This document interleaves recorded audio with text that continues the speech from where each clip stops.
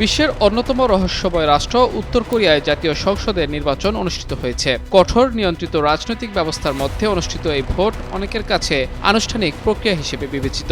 স্থানীয় সময় রোববার উত্তর কোরিয়ায় সুপ্রিম পিপলস অ্যাসেম্বলির 15তম নির্বাচনের ভোট গ্রহণ অনুষ্ঠিত হয়। প্রতি 5 বছর অন্তর এই নির্বাচনের আয়োজন করা হয়। নির্বাচনের মাধ্যমে নতুন সংসদ সদস্যরা নির্বাচিত হন, যারা আইন পাশ করা এবং শীর্ষ পর্যায়ের সরকারি কর্মকর্তাদের নিয়োগ অনুমোদনের দায়িত্ব পালন করেন। তবে বিশ্লেষকদের মতে বাস্তবে সংসদটি সাধারণত ক্ষমতাসীন ওয়ার্কার্স পার্টি অফ কোরিয়া ও রাষ্ট্রীয় নেতৃত্বের সিদ্ধান্তগুলি আনুষ্ঠানিকভাবে অনুমোদন করে। দেশটির রাষ্ট্রীয় সংবাদ সংস্থা KCNA জানিয়েছে, এবারের নির্বাচনে প্রায় 99.99% যোগ্য ভোটার অংশ নিয়েছেন। দেশটির সর্বোচ্চ নেতা কিম জং উন একটি কয়লা খনিতে স্থাপিত ভোট কেন্দ্রে গিয়ে নিজের ভোট দেন। ভোট দেওয়ার পর তিনি বলেন, দেশের অর্থনীতি সচল রাখতে কয়লা শিল্প অত্যন্ত গুরুত্বপূর্ণ এবং এটি তার ঘোষিত পঞ্চবার্ষিক অর্থনৈতিক পরিকল্পনার গুরুত্বপূর্ণ অংশ।